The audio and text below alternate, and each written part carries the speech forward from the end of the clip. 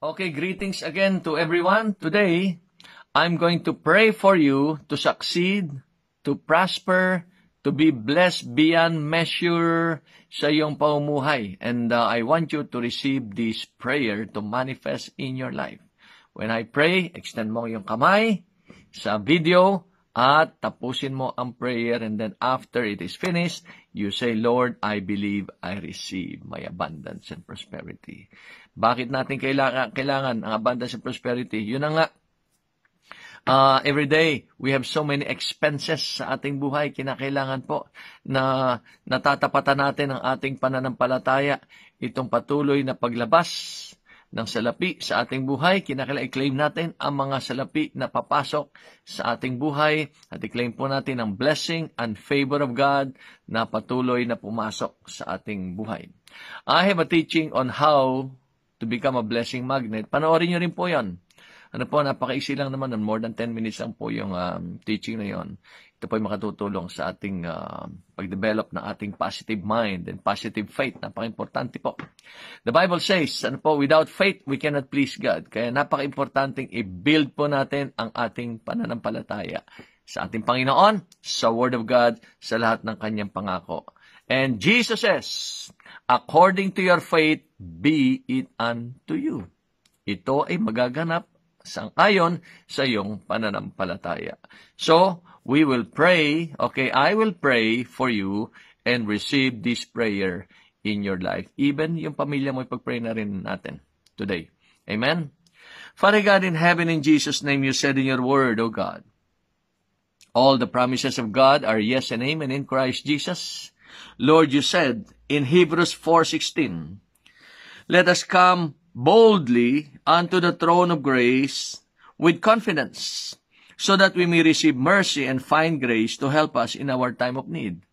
Tayo po ay inaanyayahan ng Diyos. We have been invited by God to approach the throne of grace, or to come to the throne of grace, sa trono ng Diyos, sa trono ng biyaya ng Panginoon, kung tayo ay may mga pangailangan. So today, we will approach the throne of God, the throne of grace, to ask mercy and help in this time of need. Sabi po ng Bible, whatever we ask the Father in the name of Jesus, the Father will give all our prayer requests. So we will ask the Father in the name of Jesus. We will come boldly unto the throne of grace to ask that the Father would bless you in every areas of your life, to have prosperity and abundance in every areas of your life. Amen?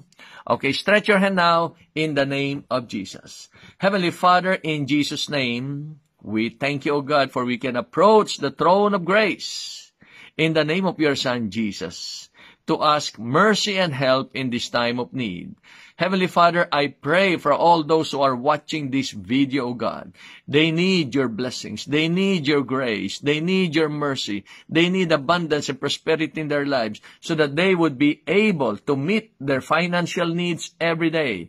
Lord, we know that you know, Lord, lahat ng aming mga financial obligations at mga financial expenditures every day, every month. So, Father God in heaven, I pray, O God, and I ask in behalf of those people, of these people who are watching these videos, Father, in Jesus' name, that you bless them in every areas of their lives, O God. I release the blessings of Abraham to be upon all of you in the name of Jesus. May the Lord bless you and keep you. May the Lord turn his face toward you and be gracious unto you. And may the Lord lift up his countenance toward you and bring you love and joy and peace and prosperity in your lives in Jesus' name. May all the works of your hands be blessed in Jesus' name. May you be blessed in your workplace in Jesus' name. May the favor of God, through the favor of your boss, come upon you to promote you, increase your salary, and give you bonuses in your lives in Jesus' name. Father, I pray that you give them creativity, O God. The ability to produce wealth shall manifest upon you in the name of Jesus Christ. Heavenly Father, thank you for opening the floodgates and windows of heaven as they honor you with their tithes and their offerings, O God. In the name of Jesus, pour out your mighty blessings upon your people, O God. Rebuke the devourer, O God, in the name of Jesus. Satan, I bind you, I rebuke you, and I bind you you take your hands off against the finances of all the people watching these videos in Jesus' name. In Jesus' name. Lord, I decree and declare, let abundance, prosperity, victory, financial breakthrough, and financial breaking loose, and financial overflow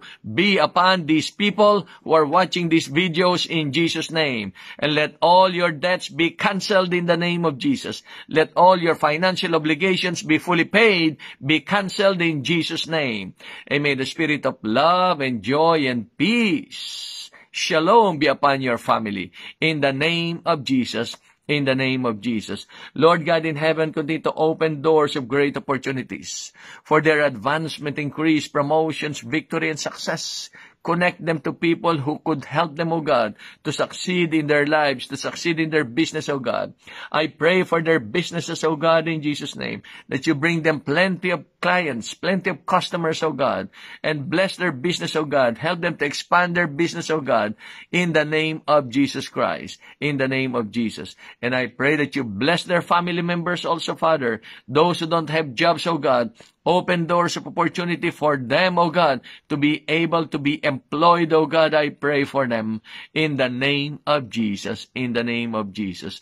Lord God in heaven, may the ministering spirits go in Jesus' name, and minister unto all their needs related to their finances in the name of Jesus, in the name of Jesus. Heavenly Father, thank you, God, for blessing your people in the name of Jesus Christ. In the name of Jesus, we believe we receive, O God, all the manifestation of all these blessings of God. We have spoken by faith in Jesus' name. In Jesus' name. Thank you, Father. In Jesus' name. Amen and amen. Praise God. Hallelujah.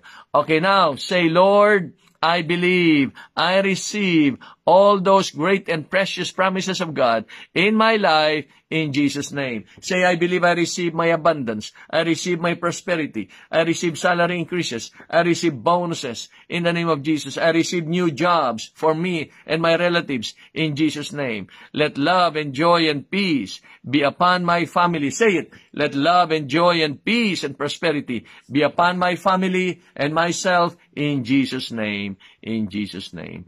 Amen and amen. Praise God. Watch this prayer and cause this prayer, okay, to play.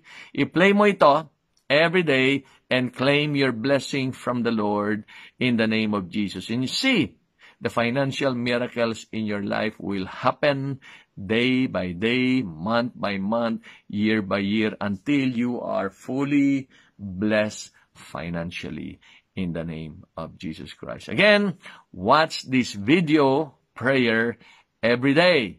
And let me pray for you every day.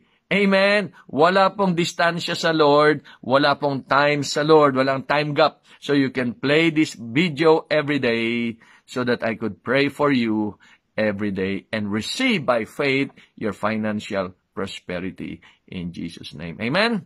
God bless you more and more in Jesus' name. Amen and amen. See you in my next video. God bless your family fully. I love you guys. Bye-bye.